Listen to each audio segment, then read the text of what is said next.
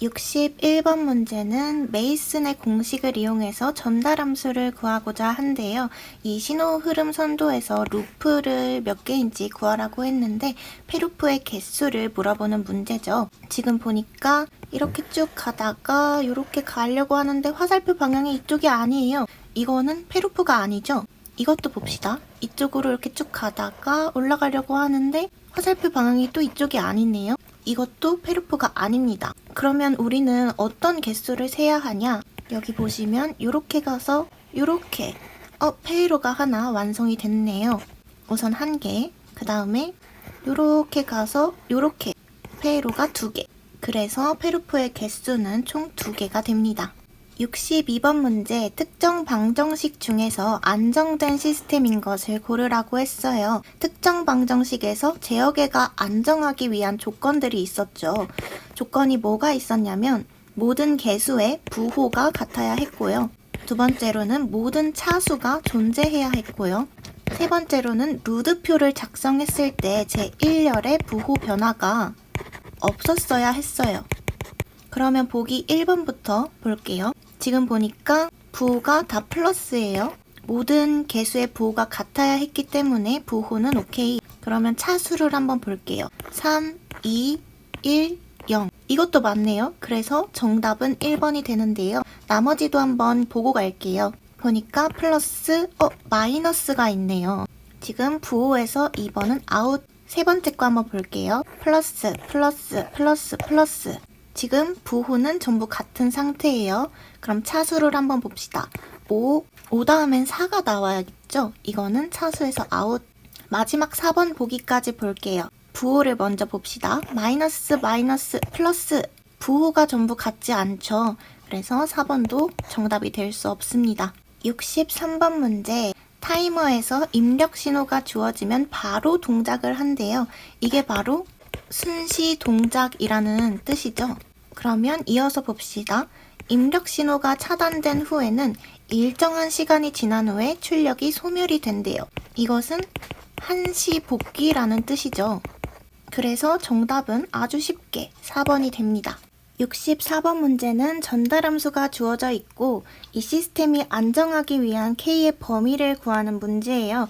우선 특성 방정식을 먼저 구해줄 건데 특성 방정식 같은 경우는 분모와 분자를 더했을 때 0이 되는 방정식이었죠.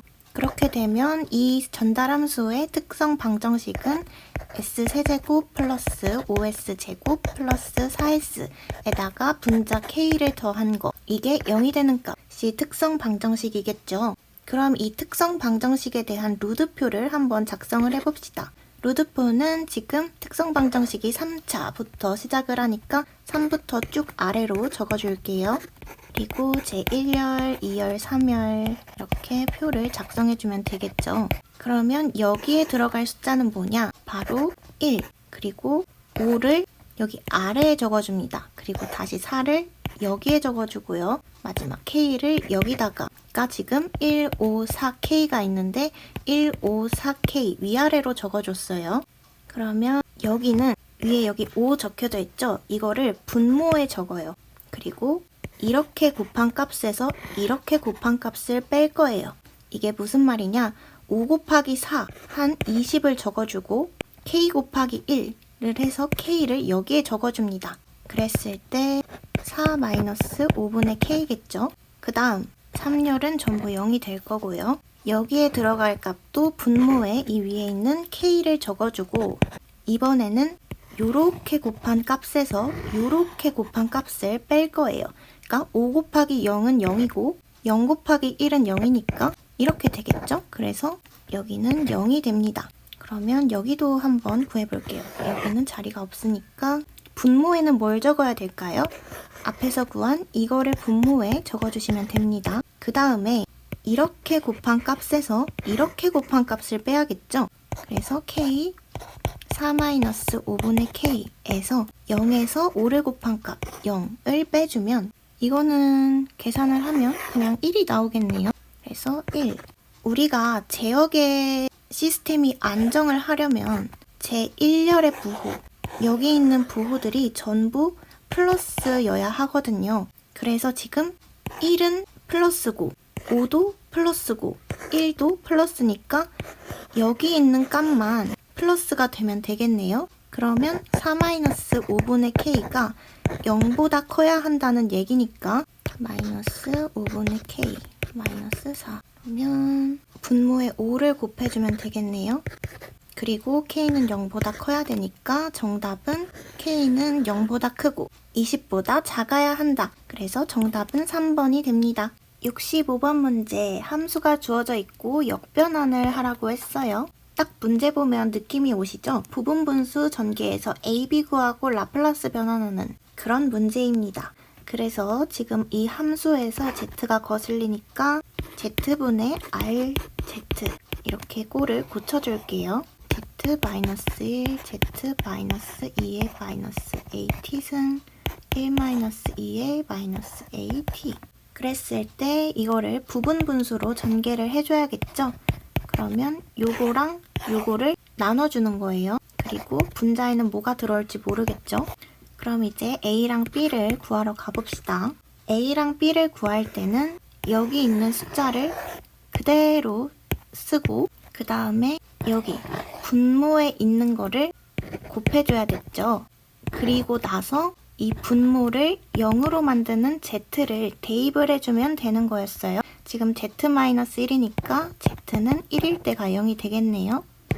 이걸 계산을 해주면 z-1끼리 약분을 해주고 z에 1을 넣으면 되니까 1-2의 마이너스 at승 1-2의 마이너스 at승 그럼 a는 1이 되겠네요. 그래서 a는 1 그러면 b도 한번 구하러 가봅시다. b도 마찬가지로 함수를 그대로 써주고 이 분모를 곱해주고 그 다음에 분모를 0으로 만드는 z값을 대입을 해줘야 되니까 z는 2의 마이너스 at승 이거를 계산해주면 되겠네요. 이번에도 여기 부분은 약분되고 여기에 2의 마이너스 at승이 들어가는 거니까 분모 분자를 약분해주면 b는 마이너스 1이 나오겠네요. 그럼 이제 a랑 b 다 구했다. 그쵸? 그럼 아까 전에 우리가 z를 여기로 옮겨줬었으니까 z를 다시 곱해줄게요. 그러면 식은 이렇게 바뀌겠네요. 이걸 이제 역변환하는 거니까 다들 주요 z변환 공식표를 암기를 하셨겠지만 단위계단 함수 ut는 1을 라플라스 변환했을 때는 s분의 1이었죠. 이거를 z변환했을 때는 z-1분의 z였다는 거 알고 계셔야 이거를 역변환할 수가 있겠죠. 그러면 z-1분의 z는 1로 역변환이 되겠죠. 그리고 지수함수 2의 마이너스 at승 같은 경우는 우리가 라플라스 변환했을 때는 s 플러스 a분의 1이었죠.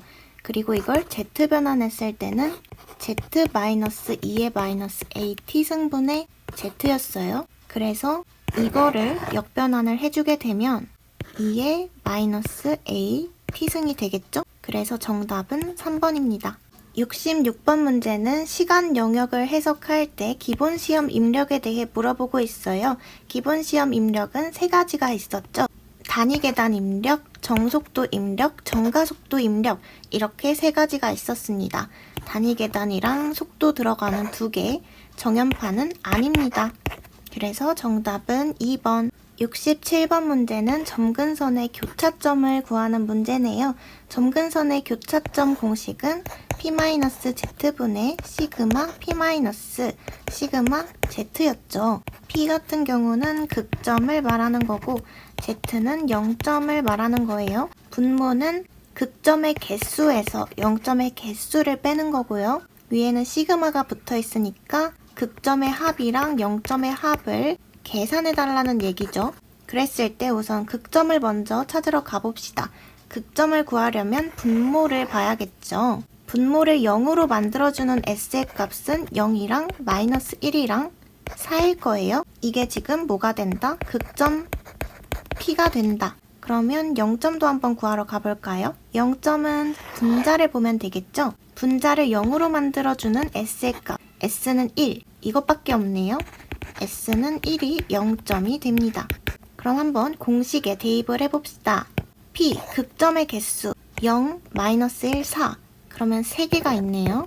그럼 0점의 개수, s는 1, 이거 1개밖에 없네요. 그러면 마이너스 1을 해주고 위에는 시그마 p를 먼저 구해봅시다. 0 마이너스 1, 4를 저희가 구했잖아요.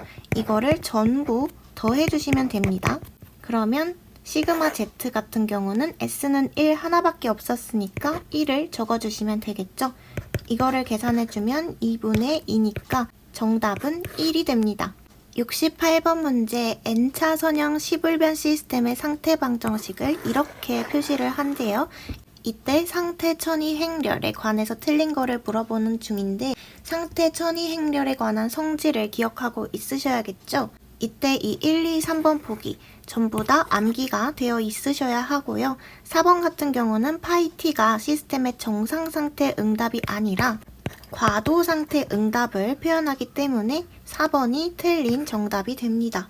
이거는 어쩔 수 없지만 한번 암기를 해주시는 게 좋을 것 같아요. 69번 문제 신호흐름 선도에서 R분의 C를 구하라고 되어 있네요.